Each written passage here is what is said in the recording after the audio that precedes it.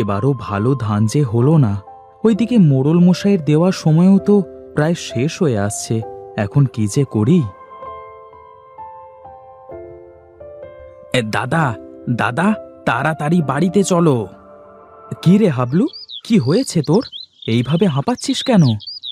দাদা, মোড়ল মশাই তোমার ঘরের সব কিছু বের করে দিচ্ছে। কি কি বলছিস কি তুই? হ্যাঁ দাদা, আমি সত্যি বলছি। মোড়ল তোমার কাছে যে টাকা পাবে তা তুমি এখনো দিতে পারোনি বলে তোমার বাড়ির জমি দখল করতে এসেছে। চল, চল তো গিয়ে দেখি। হ্যাঁ হ্যাঁ, চলো চলো।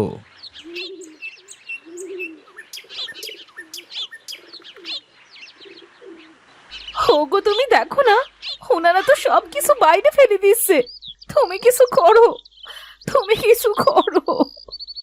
এ কি, এ কি করছেন মোড়ল মশাই? কি করছি? তুই মনে হয় কিছুই বুঝছিস না।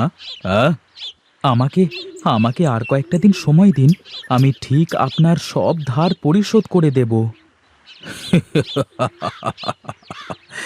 রোজ রোজ তুই তো একই কথা বলছিস যে সব ধার পরিশোধ করে দিবি।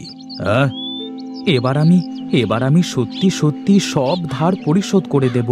আমাকে ধান কাটবার সময় পর্যন্ত একটু সময় দেন দয়া করে। তোকে আর সময় দেওয়া যাবে না, তোকে অনেক সময় দিয়েছি। দয়া করুন, দয়া করুন মোড়ল মশাই, এবারের মতো আমাকে দয়া করুন। এবার যদি আপনার টাকা পরিশোধ না করতে পারি তাহলে এই জমি ঘর ছেড়ে এই গ্রাম থেকে চলে যাব। তুই ঠিক বলছিস তো? হ্যাঁ, আমি সত্যি বলছি। এই, তোরা সবাই চল, ওকে আমি ধান ওঠা পর্যন্ত সময় দিয়ে গেলাম।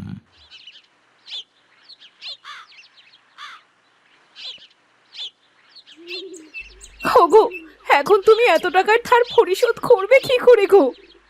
ও নিয়ে তুমি চিন্তা করো না, ঠিক একটা ব্যবস্থা করেই ফেলবো। চলো, জিনিসপত্রগুলো ঘরে তুলে রাখি। চলো।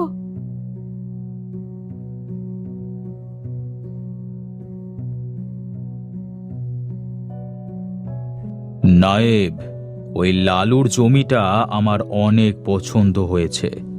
ওটা আমাকে যে কোনো মূল্যে নিতেই হবে। এমন কি কাজ? এই লালুর জমির ধানটা নষ্ট করে দিলেই তো হয়। হ্যাঁ নায়েব, তুমি ঠিক কথাই বলেছ। ওর জমি বলতে ওইটুকু জমি তো আছে, তাও আবার ভালো ধান হয় না। এবার যদি ওর ধানগুলো নষ্ট করে দেওয়া যায় তাহলে তো তাহলে আর দেরি করে লাভ কি? আজ রাতে কাজটা শেষ করে ফেলি। হুম, তা করবে বলে কি আজই করতে হবে। তবে হ্যাঁ, অবশ্যই সাবধানে কাজ করতে হবে। ও নিয়ে চিন্তা করবেন না, আমি ঠিক কাজটা শেষ করে তবেই ফিরব।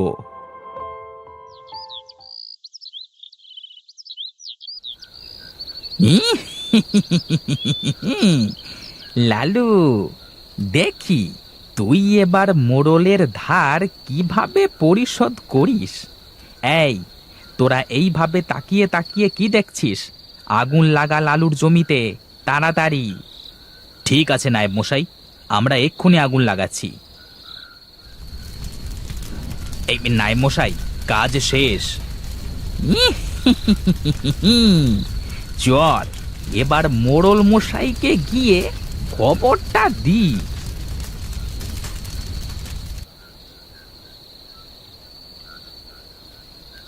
ওগো, কিছু খেয়ে নাও। সেই সকাল থেকে যে এখনো দানা জল কিচ্ছুটি খাওনি। কিছুই ভালো লাগছে না বউ, কিছুই ভালো লাগছে না। কি, শরীর খারাপ করলো নাকি আবার? আর শরীর খারাপ, কি দিয়ে কি করব সেই চিন্তা করে বাঁচছি না, আর তুমি আছো শরীর খারাপ নিয়ে। কি আর করবো বলো তো, তোমার যে কত চিন্তা হচ্ছে তা সবই আমি বুঝতে পারছি গো।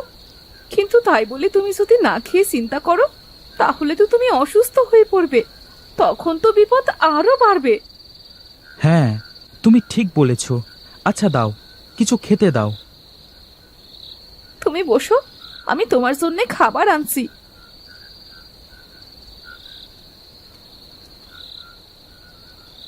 কর্তা বাবু, সব কাজ শেষ করে এলাম। লালু, এবার তুই তোর জমি আর বাড়ি দেওয়ার জন্য প্রস্তুত থাকিস। কর্তা বাবু, এই বলছিলাম কি। বুঝেছি বুঝেছি, এই ধর, মোহর নিয়ে যা।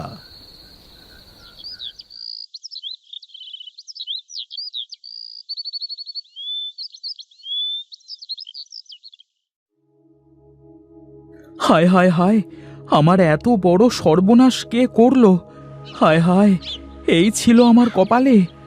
এখন আমি কি করব? এই মুখ নিয়ে আমার বউয়ের সামনে যাব কি করে? এই জীবন আমি আর রাখবো না, আমি আর রাখবো না এই জীবন।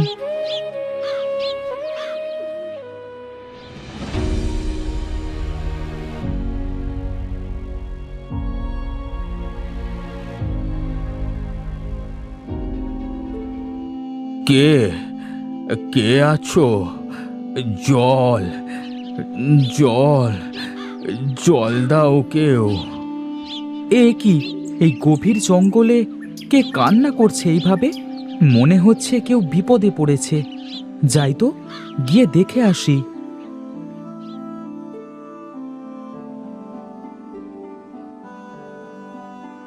এ কি, কে আপনি? আর এই জঙ্গলে কি করছেন? জল, আমাকে একটু জল দেবে বাবা? জল? আচ্ছা, আপনি একটু ধৈর্য ধরুন, আমি জল নিয়ে আসছি।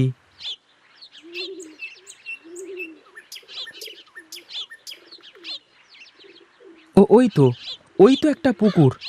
যাই, জল নিয়ে গিয়ে বৃদ্ধ লোকটিকে খাওয়াই।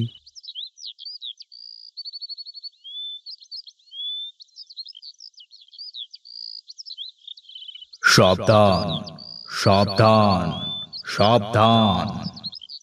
এ কি, কে কে কথা বলছে? আমি আমি কথা বলছি। কে আপনি?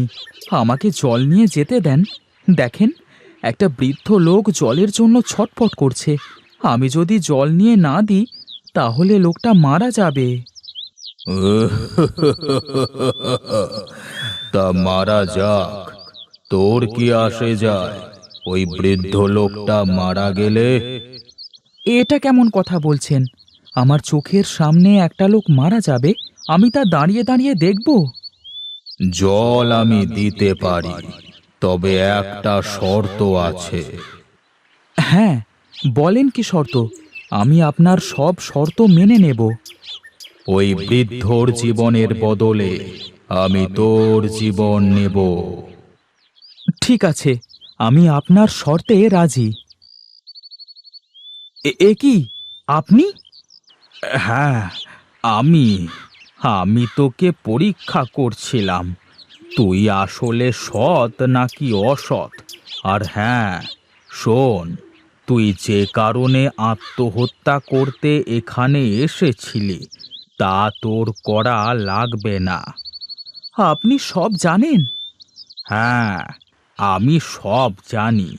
এখন যা, বাড়িতে ফিরে যা।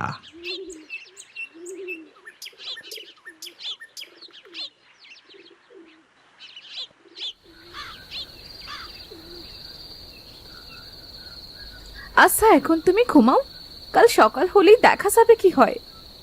হ্যাঁ, তুমি ঠিক বলেছ।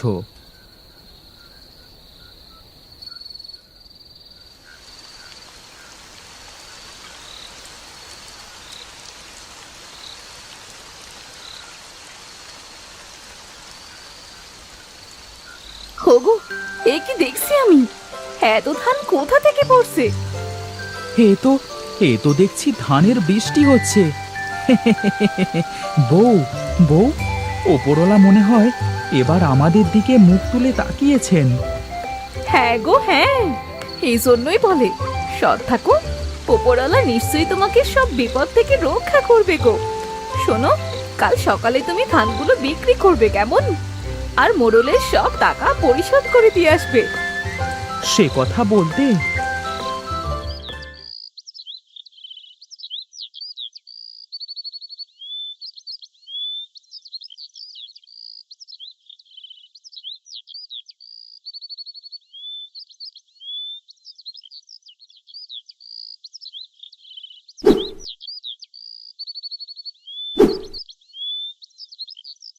কি রে, এইভাবে ছুটে আসলি যে? কি হয়েছে তোর? কর্তাবাবু, হে কর্তাবাবু, লালু দেখলাম একটা গরুর গাড়ি ভরে ধান নিয়ে বাজারে যাচ্ছে। কি বলছিস কি তুই এসব? তুই কি ঠিক দেখেছিস? হ্যাঁ, আমি ঠিক দেখেছি। নায়েব, ও এসব কি বলছে? কর্তাবাবু, আমার বিশ্বাস হচ্ছে না। আমার সাথে চলুন, আমি মিথ্যে বলছি নাকি সত্যি বলছি তা দেখতে পারবেন।